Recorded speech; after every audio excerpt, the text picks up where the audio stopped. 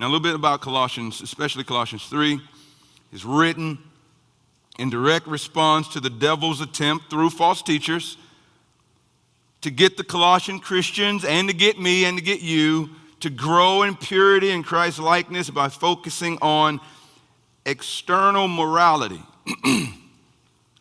and strict ascetic rules rather than simply looking to Jesus and enjoying new life in him. The devil has always been about getting God's people to be legalistically performance-based, list-keeping, try to do hard, better type of people. It's a lie. God doesn't get the glory when that happens, and that's what's going on in Colossae, and that's what's going on right here, right now. So let me just read Colossians chapter 2 so you can get a feel of the comparison that's going on. Verse 20, Colossians 2:20. The Spirit says through the Apostle Paul, if with Christ you died to the elemental spirits of the world, why, as if you were still alive in the world, do you submit to regulations? Verse 21, do not handle, do not taste, do not touch, referring to the things that all perish as they are used, according to human precepts and teachings. These have indeed an appearance of wisdom in promoting self-made religion and asceticism and severity to the body, but they are of no value in stopping the indulgence of the flesh.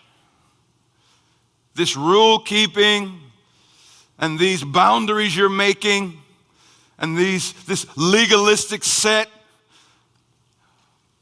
of strategies to try to stop the roaring traffic of lust. It's like my 3-year-old trying to go right in the middle of the highway and say, stop. She'll get run over. A 3-year-old does not have the authority and the power to stop traffic. But a state trooper, sanctioned by the state, can stop traffic.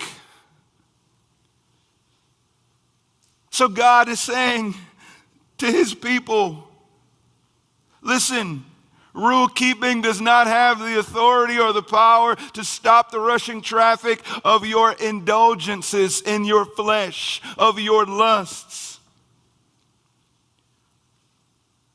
Do not take an ascetic approach to your indwelling sin. That's what those verses say.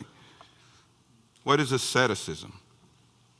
Asceticism, you may be doing it without calling it that, so let me tell you what it is. Asceticism is the attempt to conquer sinful pleasures in your own strength through self-denial, list-keeping, willpower, try harder, intense outward discipline.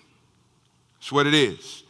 It's the okay, man up, do this, I'm tired, I'm done, it's on now, let's get it done, all right.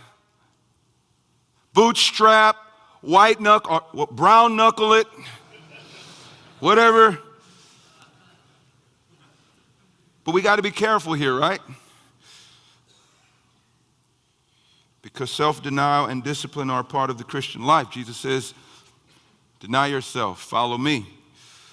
Paul says in 1 Corinthians 9:27, I discipline my body, make it my slave. But here it is, we don't trust in our self-discipline and our self-denial.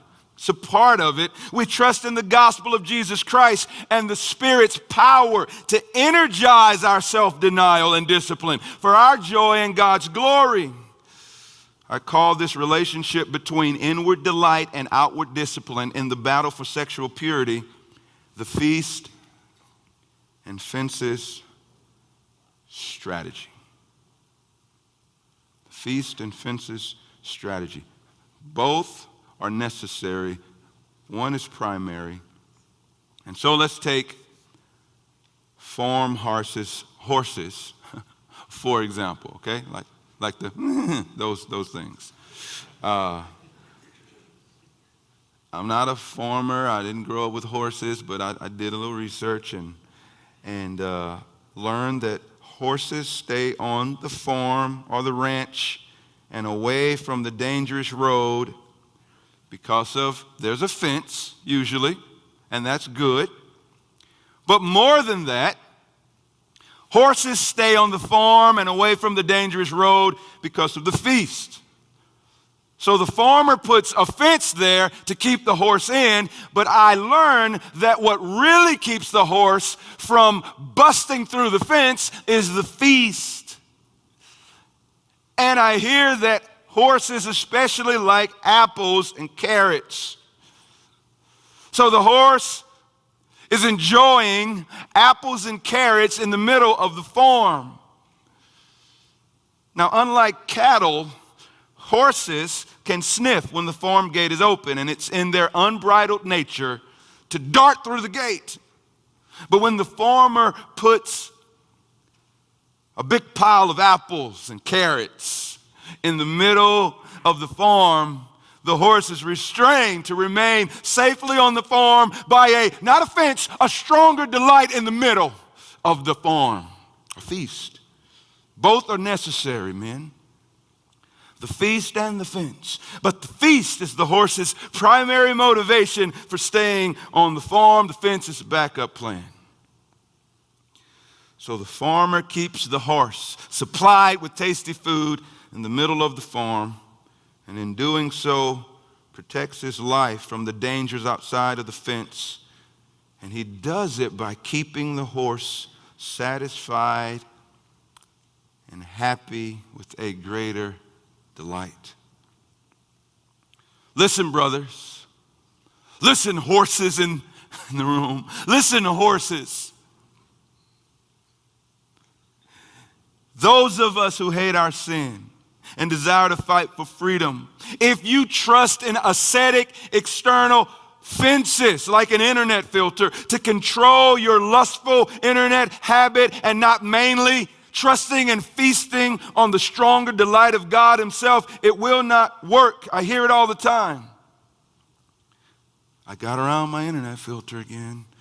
I know the password and all that, but I still found a way to get around. As opposed to, my heart is so full of Christ, I don't even want to get around the internet filter. That's what a superior pleasure and delight. That's what apples and carrots in the presence of God does. It takes away even the desire